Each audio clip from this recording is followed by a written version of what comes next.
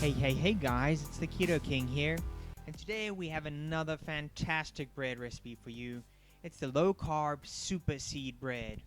As the name suggests, it's full of a variety of seeds. You can customize this exactly how you enjoy it, and it's really easy to make. What more can you ask for in a low carb or keto bread? Right, the ingredients you'll need today are some psyllium husk, a variety of seeds. Now today I'm using chia seeds, pumpkin seeds, hemp hearts or hemp seeds.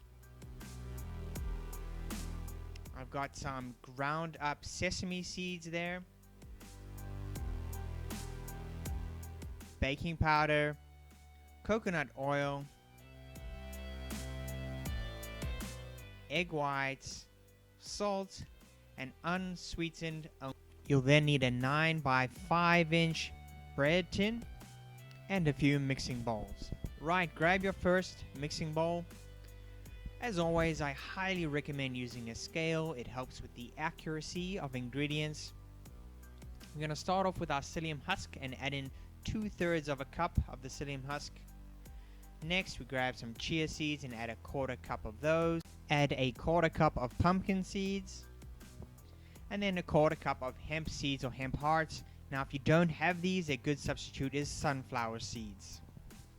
Next we need a flour. I'm using ground sesame seeds to make a sesame seed flour. All I did was took whole sesame seeds, put them in my blender and ground it up until as fine as possible, and then simply added that to the mixture.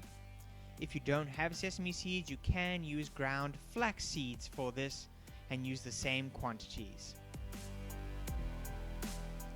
Next, you'll add 1 teaspoon of baking powder, a 1/4 teaspoon of salt.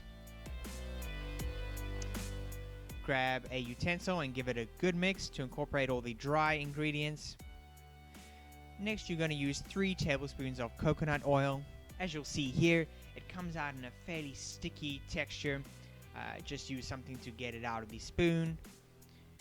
And grab those 3 tablespoons of coconut oil and melt them in the microwave. It should take around 30 seconds and it ends up looking like this. Grab the coconut oil and add that to your dry mixture. Give it a good stir again. Next we're going to be adding 1 1/4 cups of liquid egg whites. You can buy these in most convenience stores. They're really handy and are recommended for this recipe. Next, we're adding in 1/2 cup of unsweetened almond milk. Make sure you get the unsweetened kind, otherwise it'll be full of sugar and carbohydrates, which is what we're trying to avoid here with this low-carb super seed bread.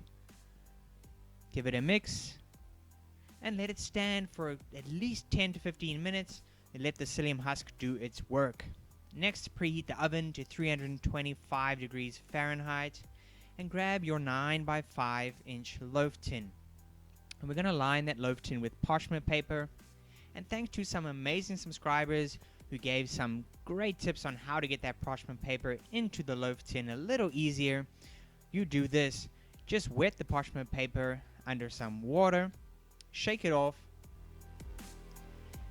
and then simply put the parchment paper in the bread tin, pushing your hand down in the middle and smoothing out the edges around and over the bread tin.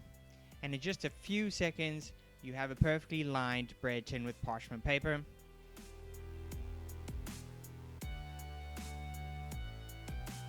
Next, we're going to grab your mixture and add it into the loaf tin. And as you'll see, this mixture is really thickened up now that psyllium husk has made the mixture extremely doughy and thick.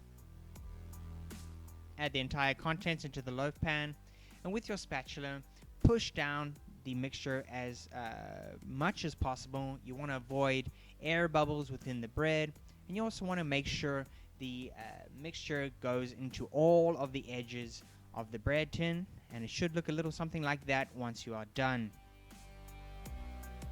What I like to do is just trim off the excess parchment paper with some scissors, and then we can put it in the oven for 70 minutes. Now, as you may see, I put a few extra seeds on the top of my bread. You can go wild here with your seed choice, and really your imagination is your only limit. I put pumpkin seeds and sesame seeds on top. One way you can check whether your bread is ready or not is by measuring the internal temperature of the bread. Now I've got this really great thermometer that actually goes into the bread and stays in it while it's baking, so I can monitor the internal temp the entire time. It's not a perfect science because, as you'll see here, the temperature jumps up and jumps down, but you should be aiming for around 215 degrees Fahrenheit.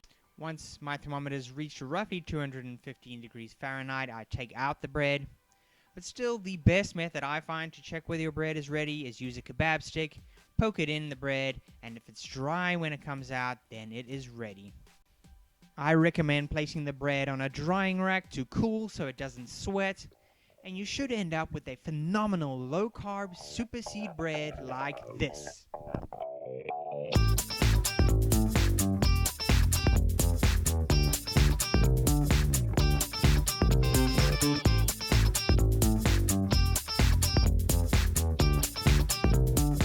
Now you can cut this low-carb bread just like any regular loaf of bread.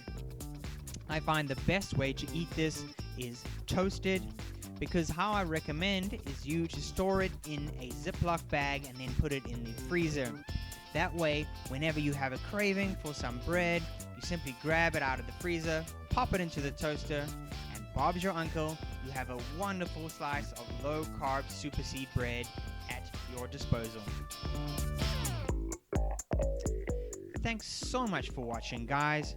If you enjoyed this video, hit that thumbs up button below. It really helps the channel. Let me know in the comment section how you enjoyed this low-carb super seed bread. I would absolutely love to hear from you.